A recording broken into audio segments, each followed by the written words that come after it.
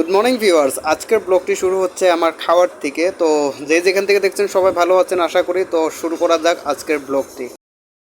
আর এখন যাচ্ছি বাজারে।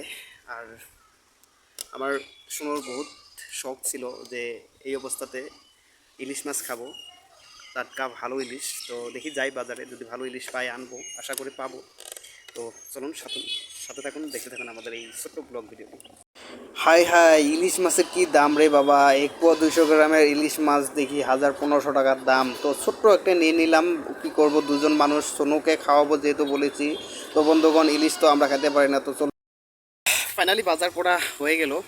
আর কি কি বাজার করলাম সেটা তো আপনাদেরকে দেখাইতেই হবে শিওরলি। কালো প্লাস্টিকটা দেখতে পারতেছেন, এটা হচ্ছে ইলিশ মাছ, যেটা নাকি আপনারা দেখলেন বাজারে গেলাম। আর এটা হচ্ছে মিষ্টি, মুখ পিঠা করার জন্য অল্প মিষ্টি নিয়ে নিলাম, কারণ যেহেতু বাবা হতে চললাম, শুধুমাত্র কালকের দিন আর রাতটাই আছে। তারপর এটা হচ্ছে সংসারের কাজের জন্য, এটা হচ্ছে কমফোর্ট, কাপড় ইউজ করার জন্য। তারপর এটা হচ্ছে অ্যান্টিসেপটিক ডেটল, যেটা নাকি বেবিদের জন্য ইউজ করাটা খুবই প্রয়োজন, অথবা কাপড়ও ইউজ করতে পারেন। তো এই ছিল গাইজ, চলুন বাড়িতে, এবার বাড়িতে গিয়ে আসল ব্লগটা আরম্ভ করি। তো প্লিজ সাথে থাকুন। আর বাড়িতে আসার সাথে সাথে দেখি যে আমাদের গ্রামের ছেলেপেলেরা এখানে ক্রিকেট খেলতেছে। তো আমিও দেখে আমার ছোটোবেলার শৈশবকাল মনে পড়ে গেল। তো অল্প অল্প খেলে নিলাম। তো এবার চলুন ঘরে যাই। শোনো, দেখছো এই অবস্থা, তো কত কাজ করে, কত কষ্ট করে। কতগুলো কাপড় ভিজাইছে, কাপড় ধুবো দেখছো। একটি দিন একটি রাত মাত্র আছে, তারপরে যাইতে লাগবো হসপিটালে। আর সেই মেয়ে দেখছো, সংসারের বোঝা কাকে বলে। তো আমার শুনুর এত কষ্ট দেখে আমার আর সহ্য হচ্ছিল না, তাই আমি ভাবলাম যে না, আমি কাজটি করি, তুমি ক্যামেরাটা ধরো, মোবাইলটি ধরো। তো আমি কাপড় চাপড় ধুয়ে আরামসে নাড়ে দিলাম। আর এই কাপড়গুলো হচ্ছে যে আমরা হসপিটালে নিয়ে যাব, তার জন্য ভাবলাম যে বেবির কাপড়, আমাদের কাপড় ধুয়ে চকচকা নাড়িয়ে দিলাম। তারপরে হচ্ছে যে নাড়ার পরে আমি যে মিঠাইগুলি আনলাম, মিঠাইগুলি পুরো টেস্ট করে দেখি আমি একলা একলা মনে মনে। তো যা সুস্বাদু খেতে, খুব সুন্দর পেড়া।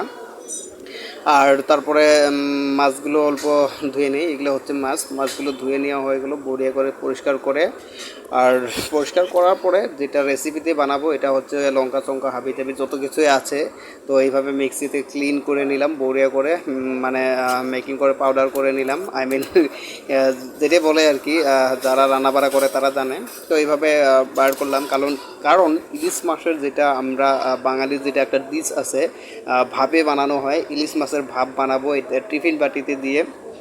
তো দেখুন আপনারা, একদম মানে এইভাবে সব কিছু দিয়ে মিক্সার করে নিব, লঙ্কা আর তারপর লবণ হলুদ টলুদ যত কিছু আছে। তো এইভাবে মাছটা দিয়ে নেড়ে ছেড়ে বড়িয়া করে প্যাকিং করে রেখে দিব। তো সব কিছু দিয়ে দিলাম, লঙ্কা টঙ্কা দেওয়ার পরে এবার আমরা কুকারে দিয়ে বাস বিন্দাস 2-4টা সিটি মারার পরে নামায় রাখবো। নামায় রাখার পরে দেখবেন এটা ফাইনাল লুকটা কেমন আসে। এটা হচ্ছে ইলিশ মাছের ফ্রাই করে একটা ঝোল রেসিপি হবো আজকে। সব কিছু আমার সোনুর পছন্দের মতে, তার ফেভারিট আশা করা। আর আমি আজকে নিজের হাতে বানাবো, কী কী বানায় আর কীভাবে বানায় প্লিজ দেখুন আপনারা। বেশি কিছু দেখাবো না, শর্টকাট। তো বাস, তো শুরু করি এই রেসিপিটা, যেটা নাকি ইলিশ মাছের ফ্রাই করে বানাবো, আলু আরও অন্য অন্য বিভিন্ন হচ্ছে। তো তেল দিয়ে দিলাম কড়াইতে, মাছটা সুন্দর করে হালকা নাড়াচাড়া করে ভেজে নিয়ে নিব। তো দেখেন, আমরা শর্টকাট করে দেখাচ্ছি। আজকের ব্লগটি একদম স্পেশাল হতে যাচ্ছে, কারণ আমার শুনুর এই ডিশটি খুবই পছন্দ, খুবই ভালো খাবার। তো এটা হচ্ছে ফাইনাল লুক। তো আমরা এখন খাইতে বসবো, আর আপনারা প্লিজ দেখতে থাকুন। আর এটা হচ্ছে যেটা আমি টিফিন বাটিতে বানিয়েছি, ভাপ বলে, ইলিশ মাছের ভাপ। তো আমরা এখন খাইতে বসলাম। তো ভিউয়ার্স, খাওয়াটা অনেকটাই ভালো হয়েছে, অনেকটা সুস্বাদু। যদি আপনারা ভিডিওটা ভালো লাগে তো প্লিজ লাইক কমেন্ট শেয়ার দিয়ে পাশে থাকবেন। Tata, bye bye.